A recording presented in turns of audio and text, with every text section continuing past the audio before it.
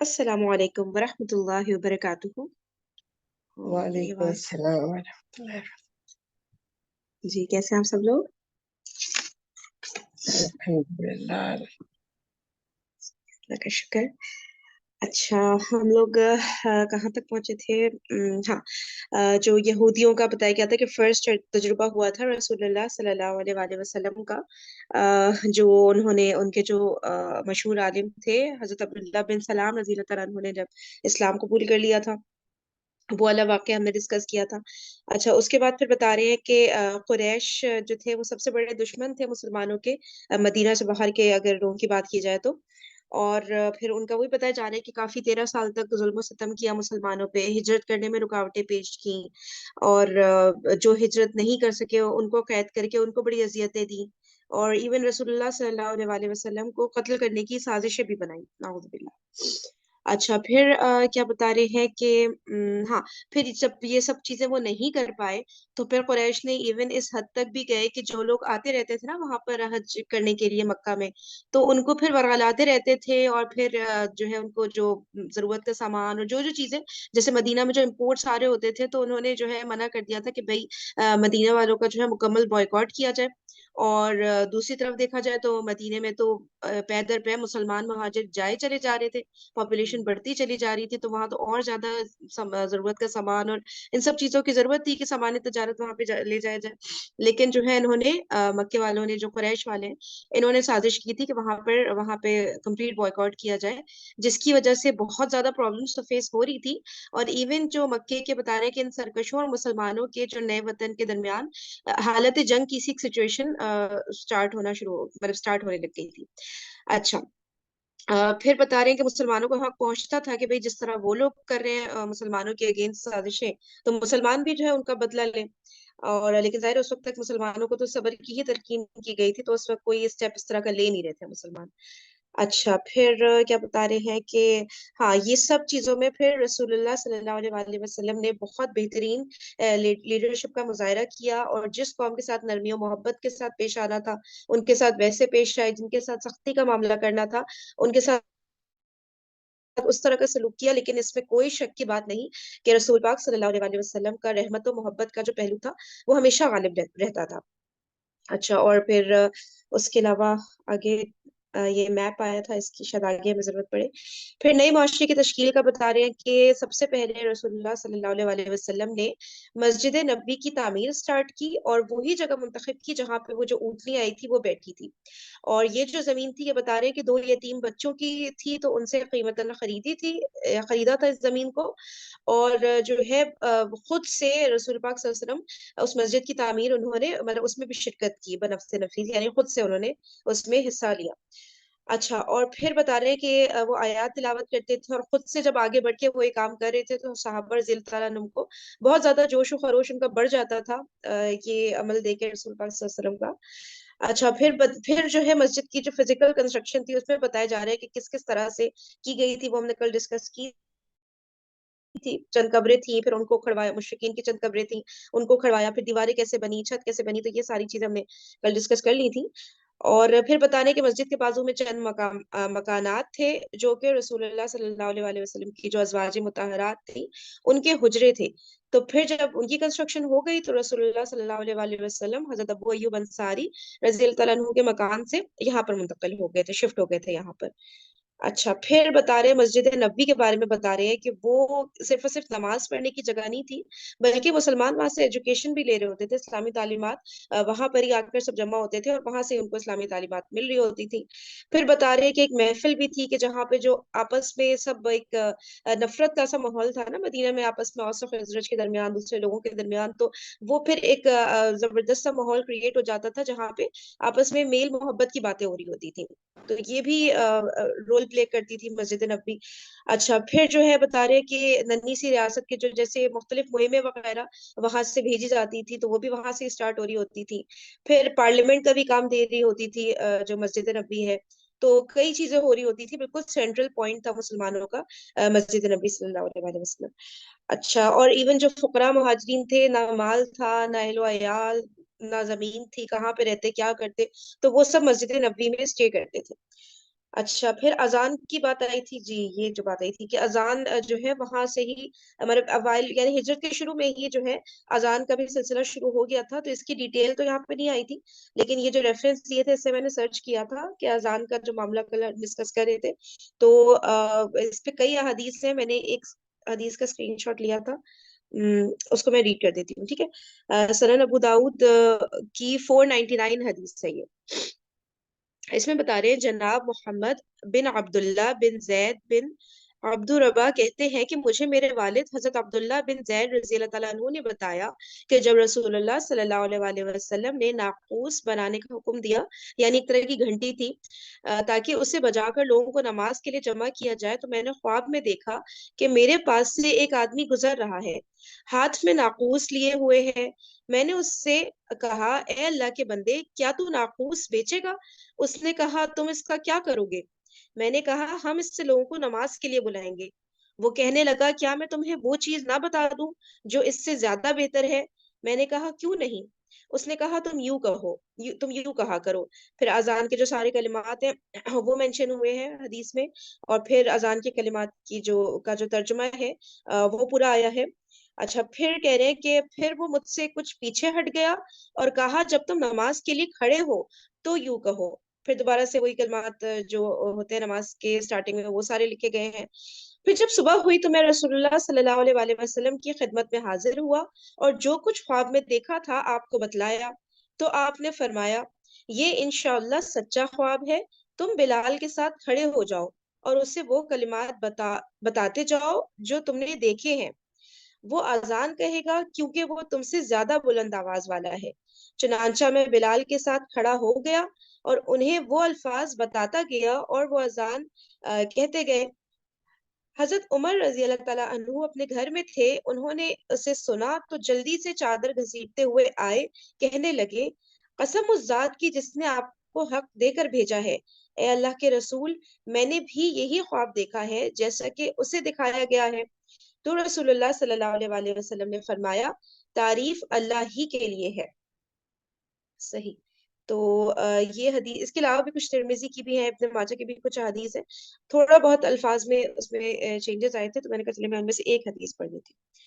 اچھا اب جو ہے مسلمانوں میں بھائی چارگی، یہاں ہم نے پڑھنا سٹارٹ ہی لیا تھا میرا خیال سے، ہاں ہم لوگ آگے نہیں پڑھ پائے تھے، تو ادھر ہی سے پڑھ لیتے ہیں۔ سسٹر میں کچھ ایڈ کرو۔ جی جی بتائیے بالکل۔ ایک تو یہ شروع میں مسجد جو تھی وہ دو، جیسے یہ تین بھائی بچوں کی ہم نے پڑھا، سہل اور سہیل تھے وہ، تو شروع میں نماز کے لیے بھی وہ جگہ کو یوز کرتے تھے، وہ بعض جگہوں پہ بعض سم پارٹ پہ نا کھجورے خوش کرنے کے لیے بھی ڈالتے تھے، اور پھر جب مسلمانوں کی تعداد بڑھتی گئی تو وہ پھر تھوڑا شروع میں جو مسجد بنائی تھی وہ تھوڑا چھوٹی ہوتی گئی، تو نبی پاک صلی اللہ علیہ وسلم نے ایک اعلان کیا کہ کون برابر کا جو ہاؤس تھا ایسے، تو اس کا بولا کہ کون وہ اس کو خرید کے مسجد میں ایڈ کر دے گا نا تو اس کے لیے جنت کی بشارت ہے۔ تو حضرت عثمان انہوں نے فوراً وہ اس طرح کی نبی پاک صلی اللہ علیہ وسلم کی جنت کی خوشخبریوں پہ وہ بہت جلدی ری ایکشن لیتے تھے نا، تو انہوں نے وہ جگہ لی اور مسجد میں ایڈ کر دی، تو آج جہاں گنبد خضرا ہے وہ والی جگہ انہوں نے وہ جگہ لے کے ایڈ کی تھی نا مسجد میں اس ٹائم۔ اس کے علاوہ بھی وہ حضرت عثمان کا بہت سارے آپ نے واقعات سنے ہوں گے کہ ایک میں بھی اس میں آئے بھی آگے کہ وہ مدینہ میں میٹھے پانی کا ایک ہی کنواں تھا جس کا مالک یہودی تھا اور بہت وہ مہنگا سیل کرتا تھا پانی نا، تو اس کا بھی حضرت نبی پاک صلی اللہ علیہ وسلم نے بولا کہ کون اس کو خرید کے مسلمانوں کے لیے وقف کر دے گا اس کے لیے جنت کی بشارت ہے، تو اس پہ بھی حضرت عثمان نے وہ بائی کیا اور مسلمانوں کے لیے وقف کر دیا، جو آج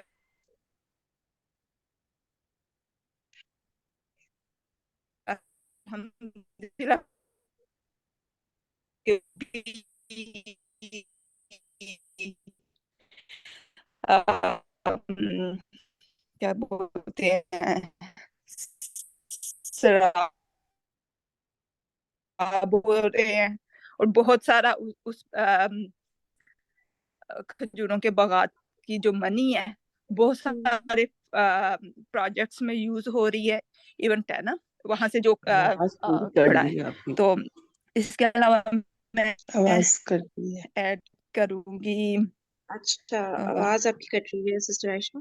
آواز کٹ رہی ہے. I'm sorry. نہیں سوری، میں دوسرے روم تھوڑی میں جاتی ہوں. نہیں ان کی کٹ رہی تھی آواز. چلیں اچھا اچھا دوبارہ پڑھنا تھوڑی دیر ہے بعد تو آپ ٹرانسلیٹ کیجیے. یہاں سے جی پڑھنا ہے سسٹر تو عائشہ اپنا جی جی یہاں سے آپ اسٹارٹ کیجیے. میں پڑھو. جی جی آپ ریڈ کریں. اچھا سسٹر عائشہ تھوڑی دیر اچھا بعد آپ مسلمان، ٹرائی کیجیے گا ابھی اس ان کے کی علاوہ مسلمان اچھا ان کی مسلمانوں آواز میں نا بھائی وہ چارگی. ایک سیکنڈ وہ ٹھیک ہے بول نہیں رہی ہے لیکن وہ تھوڑا ڈیلے ہوگا ان کی آواز. میوٹ کرو گی پھر. وہ نا میوٹ ہوئی ہوئی ہے لیکن ان کا نا تھوڑا ڈیلے ہو کر آواز آ ہی جا رہی ہے. اچھا ایک سیکنڈ.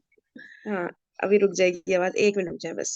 ہو گئی شروع. میں نے ابھی میوٹ کر دیا. شاید میں میرا جی جی جی شاید جی آپ کی آواز میوٹ ہوئی تھی وہ بس ڈیلے ہو کر آ رہی تھی. 1 منٹ اوکے ابھی آپ فریم پڑھ پڑھو. رہے ہیں. جی اوکے 1 منٹ مسلمانوں میں بھائی چارگی. جس طرح رسول اللہ صلی اللہ علیہ وسلم نے مسجد نبوی کی تعمیر کا اہتمام فرما کر باہمی اجتماع اور میل و محبت کے ایک مرکز کو آگے بڑھائیے.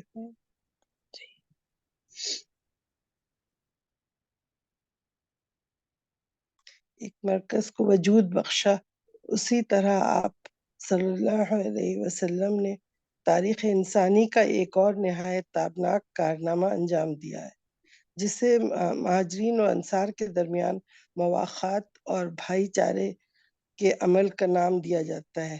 ابن قیم لکھتے ہیں پھر رسول اللہ صلی اللہ علیہ وسلم نے حضرت انس بن مالک رضی اللہ عنہ کے مکان میں مہاجرین اور انصار کے درمیان بھائی چارہ کرایا. کل 90 آدمی تھے، آدھے مہاجرین اور آدھے انصار.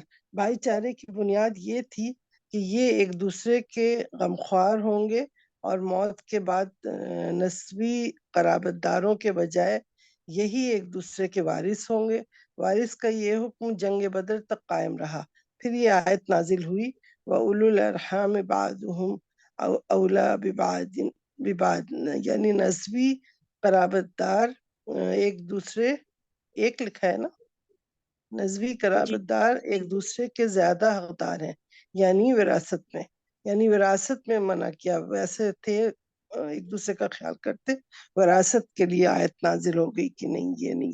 تو انصار و مہاجرین میں باہمی تو توارث کا حکم ختم کر دیا گیا، لیکن بھائی چارے کا عہد باقی رہا.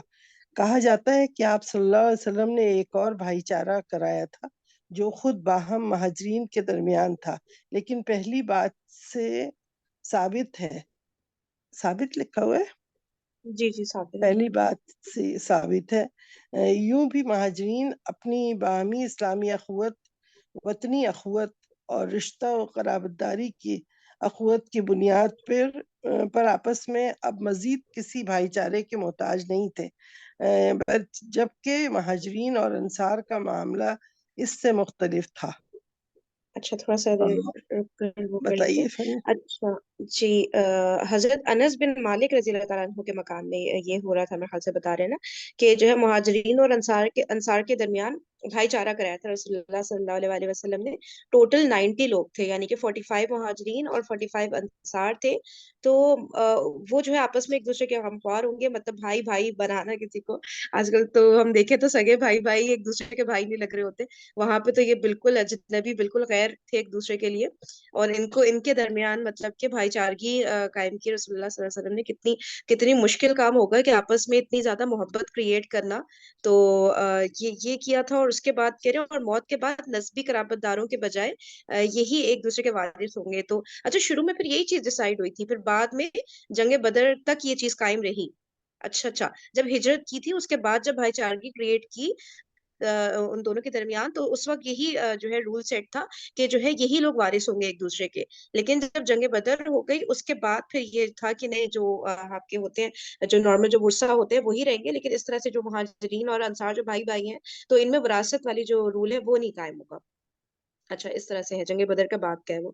اچھا اور کیا بتا رہے ہیں کہ بھائی چارہ قائم کرا ہے تو خود پھر کیا یہ نئی کیا بات ہوئی تھی اس پہ؟ سیکنڈ پیراگراف میں سمجھی نہیں تھی.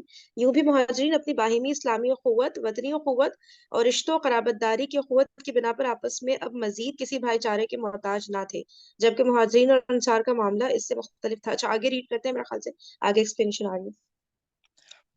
اس بھائی چارے کا یہاں سے جی جی بالکل بالکل پڑھیے. اس بھائی چارے کا مقصود، جیسا کہ محمد غزالی نے لکھا ہے، یہ تھا کہ جاہلی عصبیتیں تحلیل ہو جائیں، حمیت و غیرت جو کچھ ہو وہ اسلام کے لیے ہو، نسل و رنگ اور وطن کے امتیازات مٹ جائیں، بلندی و پستی کا معیار انسانیت اور تقوی کے علاوہ کچھ اور نہ ہو. یہ مین باتیں ہیں. اچھا صحیح ہے. زبردست. ہاں، ہوں. مطلب یعنی کہ اتنی جی جی آپ عصبیت بتائیں. آپس میں ہوتی. ہاں، عصبیت آپس میں ایک دوسرے سے کہاں کوئی ملتا ہے کہ ہم اپنے وراثت میں بھی تمہیں ساتھ دیں، اور یہ بھی وہ تو بہت ہی ڈینجرس والا معاملہ تھا کہ اپنی جائیداد کو بانٹ دیا، اپنے گھر کو، ہر چیز کو بانٹ دیا، اور رنگ اور اس میں بھی نسل میں بھی کہتے نہیں ہماری نسل اونچی ہے تمہاری نیچی ہے، تو وہ ایک دوسرے سے کتنا یہ رہتا ہے لوگوں میں. تو ان ساری چیزوں کو مٹا کے ایک دم سے اخوت صرف اسلام کی خاطر کر دیا حضور صلی اللہ علیہ وسلم نے، اور وہ لوگ بالکل دل و جان سے مان بھی رہے تھے. پھر اللہ تعالیٰ نے جب یہ آیت نازل کی تب پھر حضور صلی اللہ علیہ وسلم نے کہا کہ نہیں، وراثت کا نہیں، وراثت الگ کر دیا انہوں نے، کیونکہ اس میں پھر ہوتا ہے نا کہ خاندانی جو جائیدادیں ہیں وہ بھی بٹ رہی ہیں. انہوں نے کہا خیال کرنے کے لیے رہو لیکن وراثت میں نہیں رکھو. اور جو مین ان کے اندر کی چیز بہت کوٹ کوٹ کر بھری ہوئی تھی نا، قبائلی عصبیت والی، اور اسپیشلی بھائی ہم اوس ہاں والے ہیں تو بس ہمارا جو بندہ ہے اس نے جو بات کہہ دی بس وہ پتھر پہ لکیر ہے، وہ آخری بات ہے. اب عدل اور انصاف ایسی کوئی بات نہیں ہونی ہے. بات یہ کہ ہمارے قبیلے کے بندے نے کہہ دیا تو اب ہمیں اسے سپورٹ کرنا ہے، وہی سب سے بیسٹ ہے. یہ سب جو چیزیں تھی نا یہ ختم کرانی تھی کہ نہیں، جو مین چیز ہے وہ یہ کہ انسان کی تقوی، پرہیزگاری، کون رائٹ ہے، کون رائٹ بات کر رہا ہے، بس اس چیز کو آپ نے فوکس کرنا ہے. اس چیز کو نہیں کہ ہمارے قبیلے کے لوگ ہمارے نسل کے ہیں تو ان کا رنگ الگ ہے تو وہ عبرانی تھے نا، اور وہ عربی ہیں تو عبرانی ہیں، تو ان چیزوں کو رکھنا ہی نہیں، آپ نے کنسیڈر ہی نہیں کرنا. اگر ان چیزوں کو کنسیڈر کرتے تو بھائی کیسے ہو سکتے تھے؟ بھائی بھائی تو ہو ہی نہیں سکتے تھے نا آپس میں. انصار تھے، مہاجرین تھے، پتہ نہیں کون کس قبیلے سے تعلق رکھ رہا ہے کچھ نہیں پتا، وہ مکہ سے آئے ہیں ٹھیک ہے، کوئی قریش کا ہے، کوئی کسی بھی قبیلے کا ہے. ان باتوں کو آپ نے بیس بنانا ہی نہیں ہے کہ اس بیسس کے اوپر پھر گروپ بازیاں ہو، یہ سب ہو، اس طرح سے کچھ بھی نہیں ہونا ہے. ساری کی ساری چیزیں جو بھائی چارگی کی جو بھی بنیاد ہوگی اور پورے عالم انسانیت کے لیے، سب پورے سب مسلمانوں کے لیے یہی ہے نا کہ بس آپس میں آپ نے ایک دوسرے کو اپنا سمجھنا ہے. وہ ہے نا اس پہ حدیث مجھے والی یاد آ رہی ہے کیا تھی کہ جو اپنے بھائی کے لیے بھی وہی چیز پسند کرو جو تم اپنے لیے پسند کرتے ہو، ہے نا. تو آپ نے کسی کو بھی اپنے سے الگ نہیں سمجھنا ہے کہ نہیں وہ تو میرا بچہ نہیں ہے، تو وہ تو میری میڈ کا بچہ ہے تو اس کو تو میں ایسے اسکول میں پڑھاؤں گا، یہ تو میرا بچہ ہے اس کو تو میں ہائی فائی اسکول میں پڑھاؤں گا.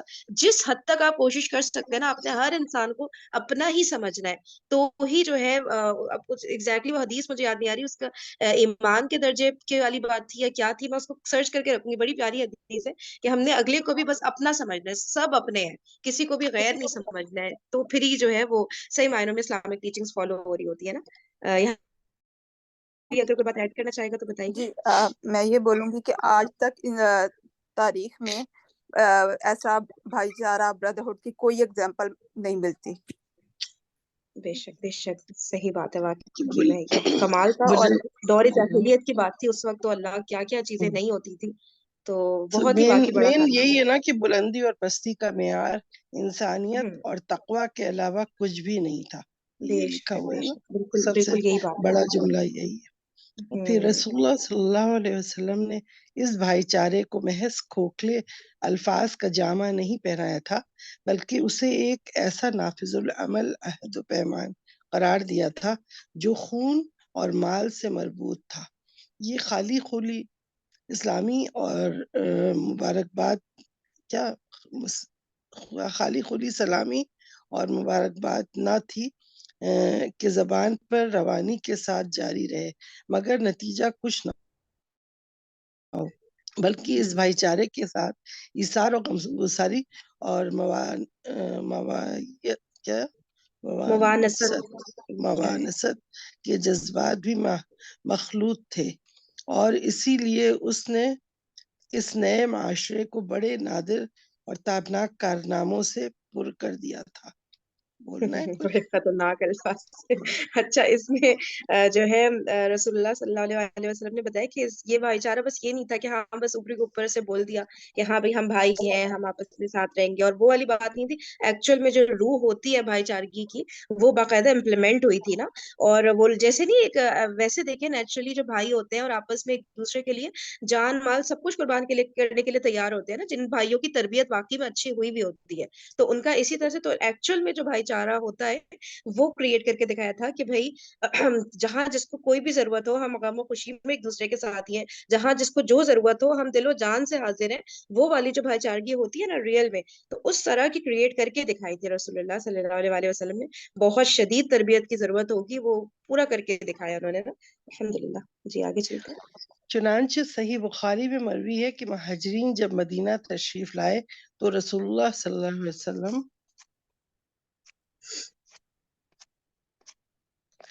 رسول اللہ صلی اللہ علیہ وسلم نے حضرت عبد الرحمن بن عوف رضی اللہ عنہ اور سعد بن ربیع کے درمیان بھائی چارہ کرا دیا۔ اس کے بعد حضرت سعد رضی اللہ عنہ نے حضرت عبد الرحمن رضی اللہ عنہ سے کہا، انصار میں سب سے زیادہ مالدار ہوں، آپ میرا مال 2 حصوں میں بانٹ کر آدھا لیں اور میری 2 بیویاں ہیں، آپ دیکھ لیں جو زیادہ پسند ہو مجھے بتا دیں، میں اسے طلاق دے دوں اور عدت گزارنے کے بعد آپ سے شادی کر لیں۔ حضرت عبد الرحمن رضی اللہ عنہ نے کہا، اللہ آپ کے اہل اور مال میں برکت دے، آپ لوگوں کا بازار کہاں ہے؟ لوگوں نے انہیں بنو قینقاع کا بازار بتلا دیا۔ وہ واپس آئے تو ان کے پاس کچھ فاضل پنیر اور گھی تھا۔ اس کے بعد وہ روزانہ جاتے رہے، پھر ایک دن آئے تو ان پر زردی کا اثر تھا۔ نبی صلی اللہ علیہ وسلم نے دریافت فرمایا، یہ کیا ہے؟ انہوں نے کہا، میں نے شادی کی ہے۔ آپ صلی اللہ علیہ وسلم نے فرمایا، عورت کو مہر کتنا دیا ہے؟ بولے 1 نوات یعنی 1 گٹھلی کے ہم وزن، یعنی کوئی 1.25 تولہ سونا۔ اس طرح اچھا دیکھیں، آپ بتائیں، جی جی۔ بتائیے۔ اچھا، اس میں اب کیا بتا رہے ہیں کہ ہاں اچھا، سب سے پہلے یہ ایک حضرت عبد الرحمن بن عوف رضی اللہ تعالیٰ عنہ جو بہت مشہور صحابی ہیں، جو کہ بہت زیادہ جن کے پاس دولت تھی، تو وہ بتا رہے ہیں کہ وہ اور سعد بن ربیع رضی اللہ تعالیٰ عنہ، ان دونوں کے درمیان بھائی چارہ کریٹ کروایا۔ تو حضرت سعد رضی اللہ تعالیٰ عنہ کا بتا رہے ہیں کہ وہ کہہ رہے تھے کہ میں انصار میں سب سے زیادہ مالدار ہوں، ٹھیک ہے یہ چیز امیجن کریں، سب سے زیادہ وہ مالدار تھے پورے انصار میں، یعنی اوس اور خزرج سب کو ملا کے جو بھی اس وقت مسلمان ہوئے تھے ان میں سب سے زیادہ وہ مالدار تھے۔ اور انہوں نے کہا کہ میرے مال کو 2 حصوں میں ڈیوائڈ کر لیتے ہیں، آدھا مال آپ رکھیں، یعنی کہ حضرت عبد الرحمن بن عوف رضی اللہ تعالیٰ عنہ آدھا مال رکھیں، آدھا وہ رکھیں گے۔ بیویاں بھی ان کی 2 تھی، تو انہوں نے کہا جو آپ کو زیادہ پسند ہو، ٹھیک ہے نا، مطلب یہ نہیں کہ ایک اپنی مرضی سے انہوں نے بتایا، انہوں نے کہا جو آپ کو زیادہ پسند ہو، کتنا زیادہ یعنی کہ دل سے انہوں نے ایکسپٹ کیا تھا، ان کو دل سے بھائی بنایا تھا کہ جو آپ کو پسند ہو وہ جو ہے وہ میں آپ کو پھر اس کو طلاق دے دوں گا۔ اچھا، پھر جو ہے اور اس طرح سے ان کے اہل اور مال میں برکت دے، انہوں نے دعا دی۔ اچھا، پھر جو ہے انہوں نے بازار کا پوچھا حضرت عبد الرحمن بن عوف رضی اللہ تعالیٰ عنہ نے، کیونکہ ظاہر ہے وہ نئے تھے نا وہاں پہ مدینہ میں، تو انہوں نے بازار کا پوچھا، تو انہوں نے بنو قینقاع کا بازار بتلایا، تو وہاں سے جو ہے پھر کچھ ایکسٹرا پنیر اور گھی وہ لے کر آئے، اور پھر روزانہ اس طرح سے وہ جاتے تھے وہاں پر تجارت کرنے کے لیے، اور پھر ایک دن جو ہے انہوں نے شادی کر لی، اور ان سے پھر رسول اللہ صلی اللہ علیہ وسلم نے پوچھا کہ کتنا مہر دیا، تو وہ انہوں نے بتایا کہ 1 نوات، کوئی ہو سکتا ہے میجرمنٹ کا یونٹ ہو، 1 نوات گٹھلی کے ہم وزن، یعنی کوئی 1.25 تولہ سونا، اتنا انہوں نے مہر دیا تھا۔ اب آگے نیچے تو بس ریفرنس نمبر ہی دیے ہوئے ہیں۔ جی آگے پڑھیے گا۔ تو اس زمانے میں بھی دیکھیں اتنا 1.25 تولہ سونا ضرور دیتے تھے اتنا۔ اس طرح آج کل لوگ قرآن پہ شادیاں کروا لیتے ہیں۔ اسی طرح حضرت ابو ہریرہ رضی اللہ عنہ سے ایک روایت آئی ہے کہ انصار نے نبی صلی اللہ علیہ وسلم سے عرض کیا، آپ صلی اللہ علیہ وسلم ہمارے درمیان اور ہمارے بھائیوں کے درمیان ہمارے کھجور کے باغات تقسیم فرما دیں۔ آپ صلی اللہ علیہ وسلم نے فرمایا، نہیں۔ انصار نے کہا، تب آپ لوگ یعنی مہاجرین ہمارا کام کر دیا کریں اور ہم پھل میں آپ لوگوں کو شریک رکھیں گے۔ انہوں نے کہا، ٹھیک ہے۔ ہم نے بات سنی اور مانی۔ ہاں، اس آپ کو سمجھ آیا بت- پیراگراف؟ مجھے تھوڑا کلیئر نہیں ہو رہا ہے کیا اس میں، انہوں دوبارہ نے، ریڈ کر دیتے ہیں۔ ہاں ہاں پھر سے پڑھوں؟ جی جی جی کہیے.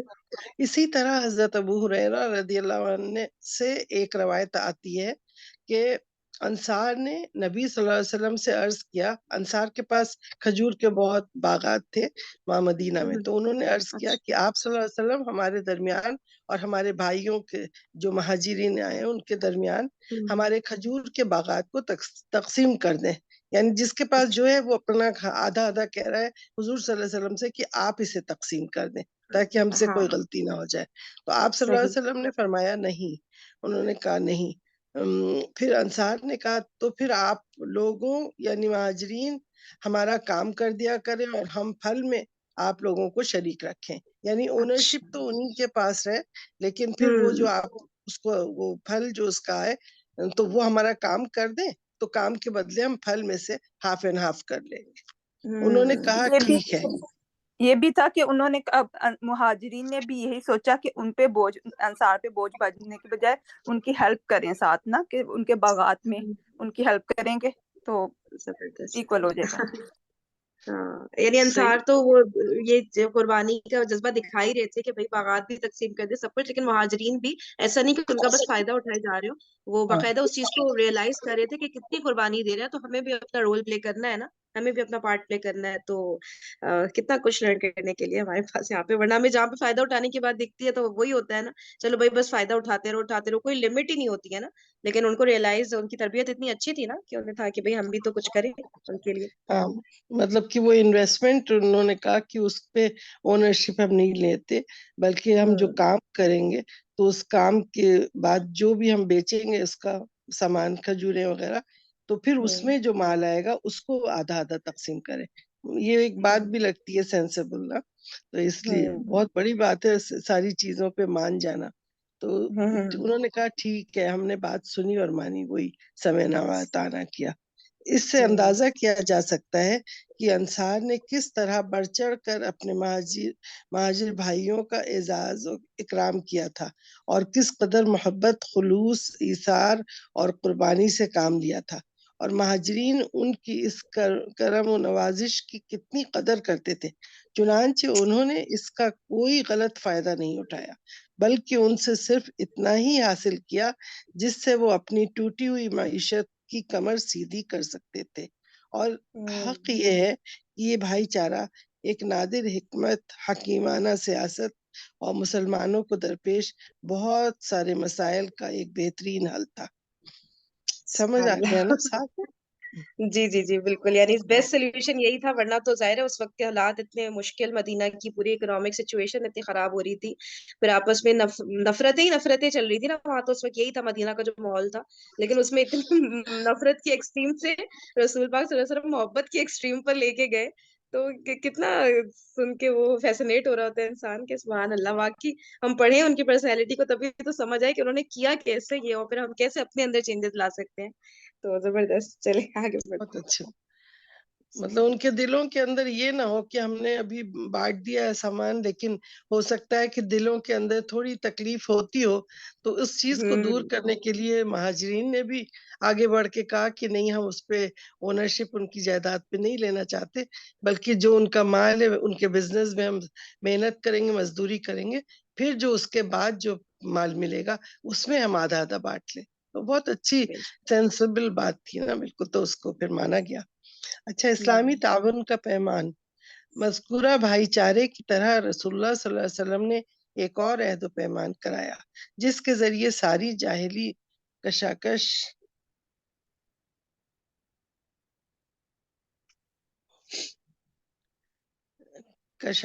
اور قبائلی کشمکش کی بنیاد ڈھا دی گئی. دور جاہلیت کے رسم و رواج کے لیے کوئی گنجائش نہ چھوڑی. ذیل میں ان پیمان کو اس کی دفعات سمیت مختصراً پیش کیا جا رہا ہے. یہ سمجھ تو آ رہا ہے نا؟ یہ جی جی تحریر ہے محمد صلی اللہ علیہ وسلم کی جانب سے قریشی، یثربی اور ان کے تابع ہو کر ان کے ساتھ لاحق ہونے اور جہاد کرنے والے مومنین اور مسلمانوں کے درمیان کہ نمبر 1، یہ سب اپنے ماسوا انسانوں سے الگ ایک امت ہیں، پہلا پوائنٹ. سیکنڈ، مہاجرین قریش اپنی سابقہ حالت کے مطابق باہم دیت کے ادائیگی کریں گے اور مومنین کے درمیان معروف اور انصاف کے ساتھ اپنے قیدی کا فدیہ دیں گے، اور انصار کے تمام قبیلے اپنی سابقہ حالت کے مطابق باہم دیت کی ادائیگی کریں گے اور ان کا ہر گروہ معروف طریقے پر اور اہل ایمان کے درمیان انصاف کے ساتھ اپنے قیدی کا فدیہ ادا کرے گا۔ بتانا ہے تو فہیم آپ؟ شانتی مجھے پہلا اور دوسرا دونوں پوائنٹ ہی سمجھ نہیں آئے ہیں اگر کسی کو اچھا، سمجھ آئے تو تھوڑا۔ پہلا بھی مطلب یہ سب اپنے ماں سے انسانوں سے الگ ایک انسانوں امت۔ مطلب یہ پوری امت مسلمہ جو ہے نا، اور ہمارے اسلام کے علاوہ یہ جو اور سارے لوگوں کا ہے، ہم ان سے مطلب امپریس نہیں ہوتے، نہ ہمارے اپنے قانون ہے، ہم اپنے مسلمان امت کے ایک الگ قانون ہے، ہم ایک امت ہے، اچھا۔ یعنی کہ یہ مل کے مہاجر اور یہ ہم ملا کے ایک ہم امت مسلمہ بنا رہے ہیں، ہم اس کی بنیاد رکھ رہے ہیں۔ صحیح؟ صحیح ہے، ٹھیک ہے ٹھیک ہے اور صحیح ہے، ہاں۔ دوسرے میں کیا ہے کہ تو مہاجرین دوبارہ سے قریش ریڈ کر اپنی لیں، میرے خیال سے ایک ایک لائن آہستہ آہستہ پھر ہم اچھا، سمجھ لیتے ہیں دوسرے میں پھر۔ مہاجرین قریش اپنی سابقہ حالت کے مطابق باہم دیت کی ادائیگی کریں گے، یعنی خوں بہا جو ہوتا ہے نا دیت مہاجرین میں حال سے؟ ہاں خوں بہا کیا کو کہہ رہی؟ کہتے ہیں نا دیت میں حال سے جو ایک وہ یا قیدی کو چھڑانے میں اچھا فدیہ دیتے ہیں، وہ ہوتا ہے شاید قیدی کا فدیہ دیں گے، لکھا ہے نا۔ دیت ان کے اوپر جو قرض ہوتا ہے اسی کو کہتے ہیں ہم دیت کی ادائیگی کریں گے، اور مومنین کے درمیان معروف اور انصاف کے ساتھ اپنے قیدی کا فدیہ دیں گے۔ اچھا، دیت الگ ہے اور فدیہ الگ ہے، اور انصار دیت کے مجھے خوں تمام بہا یاد آ رہے تھے، جی، تھوڑا دیت نہیں خون ہوتا بہار، جی خوں بہا، ہاں صحیح ہے، کیا چیز؟ ٹھیک ہے۔ اچھا خوں دیت بہا خون نہیں ہوتا بہار اور جیسے جی خون ایک بہار، اور وہ کسی کو تھا کہ کرتے 100 اونٹ ہوتے تھے خوبہ اس ٹائم میں۔ خوبہ رائٹ، ہاں خوبہ کہتے ہیں، وہ جو کسی کے مرنے کے اوپر جو ہو جاتا ہے کہ آپ ہاں کو اتنا پیسہ دینا ہے، وہ ہے۔ ہاں اگر کسی کا اچھا، قتل کیا جائے تو۔ اور فدیہ قیدی کا، جو قیدی چھڑاتے ہیں جیل سے تو پیسے دے کے کرتے ہیں، وہ فدیہ ہے۔ تو دیت اور فدیہ دونوں وہ دیں گے، اور انصار کے تمام قبیلے اپنی سابقہ حالت کے مطابق باہم دیت کی ادائیگی کریں گے، یعنی پہلے جو ان کے سٹینڈرڈز تھے تو اس کے حساب سے وہ ادائیگی کریں گے، اور ان کا ہر اچھا گروہ معروف طریقے پر اور اہل ایمان کے درمیان انصاف کے ساتھ اپنے قیدی کا فدیہ ادا کرے گا۔ صحیح؟ اچھا صحیح صحیح، ٹھیک ہے آگے جو بڑھتے ہیں۔ معروف طریقہ ہے، جو رائج ہے پہلے ہی سے، تو اسی طریقے پہ کریں گے، یہ نہیں کہ کوئی بےمانی اس میں چلے گی، نہیں۔ اہل ایمان کے درمیان انصاف کے ساتھ اپنے قیدی کا فدیہ دیں گے، اور اہل ایمان اپنے درمیان کسی بیکس لکھا ہے؟ جی نہیں، جی بیکس، ہاں بیکس بیکس۔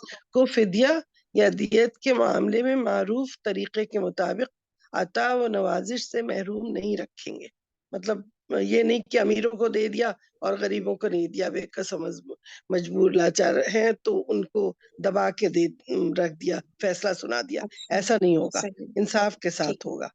اچھا، اور چوتھا نمبر کیا تھا؟ اور سارے راست باز مومنین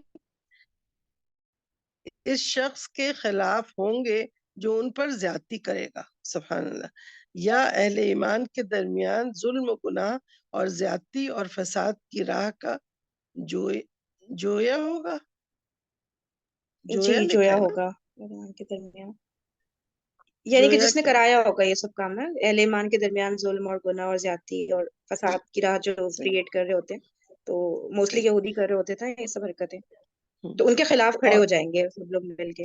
ہاں، مطلب ظلم نہیں کرنے دیں گے کسی کو، کسی کے ساتھ بالکل بالکل۔ ناانصافی نہیں ہونے دیں گے، اور یہ کہ ان سب کے ہاتھ اس شخص کے خلاف ہوں گے خواہ وہ ان میں سے کسی کا لڑکا ہی کیوں نہ ہو، یعنی اپنی اولاد بھی ہو تب بھی ہم ناانصافی نہیں ہونے دیں گے۔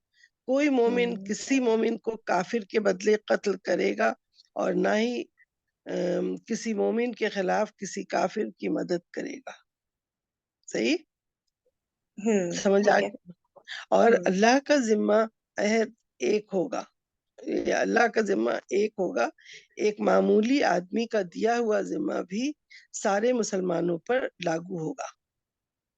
جو یہود ہمارے پیروکار ہو جائیں گے ان کی مدد کی جائے گی، اور وہ دوسرے مسلمانوں کے مثل ہوں گے، نہ ان پر ظلم کیا جائے گا اور نہ ان کے خلاف تعاون کیا جائے گا. مطلب یہودی دوسرے مذہب والوں کے ساتھ بھی کوئی ظلم نہیں کیا جائے گا. مسلمانوں کی صلح ایک ہوگی. کوئی مسلمان کسی مسلمان کو چھوڑ کر قتال فی سبیل اللہ کے سلسلے میں مصالحت نہیں کرے گا، بلکہ سب کے سب برابری اور عدل کی بنیاد پر کوئی عہد و پیمان کریں گے. مسلمان اس خون میں ایک دوسرے کے مساوی ہوں گے. جسے کوئی فی سبیل اللہ بہائے گا. مسلمان اس خون میں ایک دوسرے کے مساوی ہوں گے جسے کوئی فی سبیل اللہ بہائے گا. یعنی کوئی کہ مشرک جو اللہ کی راہ میں خون بہایا گیا ہے اس میں سارے مسلمان بالکل ایکول ہوں گے ایک دوسرے کے، یہ نہیں کہ کسی ایک کو. ہاں ہاں صحیح کچھ صحیح، بتانا ہاں ہے آپ سب کو؟ ٹھیک ہے ٹھیک ہے، ہاں اچھا، نہیں صحیح کہ کوئی مشرک قریش کی کسی جان یا مال کو پناہ نہیں دے سکتا. کوئی مشرک قریش کی کسی جان مال کو پناہ نہیں دے سکتا. اور اس کے آگے ایک اور کچھ تھا فرین. پھر آپ صلی اللہ علیہ وسلم نے پہلی بات جو ارشاد فرمائی، نیکسٹ پہ یہی ہے، اور قبائلی کشمکش کی بنیاد ڈھا دی اور دور جاہلیت کے رسم و رواج کے لیے کوئی گنجائش نہ چھوڑی. ذیل میں ہاں یہ تو فنش ہو گیا فرین. ہیلو، کہاں غائب ہے فرین؟ جی جی، یہ نمبر 11 پوائنٹ ہے نا، یہ ہاں، پڑھیے گا. کوئی مشرک قریش کی کسی جان و مال کو پناہ نہیں دے سکتا اور نہ کسی مومن کے آگے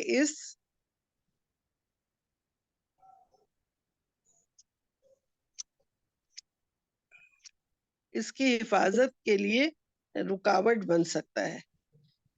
صحیح. اچھا صحیح ہے، کشور آنٹی، اب جی جی یہ سیشن کا ٹائم ہے، بالکل بس چند سیکنڈز رہ گئے ہیں، پھر یہ ایکسپائر ہو جائے گا. اوکے ٹھیک ہے، تو انشاءاللہ اوکے پھر کل کنٹینیو کرتے ہیں یہاں سے. انشاءاللہ. چلیں، جزاکم اللہ خیرا کثیرا. اچھا، سبحانک اللہم و بحمدک، نشہد ان لا الہ الا انت، نستغفرک و نتوب الیک. السلام علیکم ورحمۃ اللہ وبرکاتہ. وعلیکم السلام ورحمۃ اللہ وبرکاتہ. اللہ وبرکاتہ.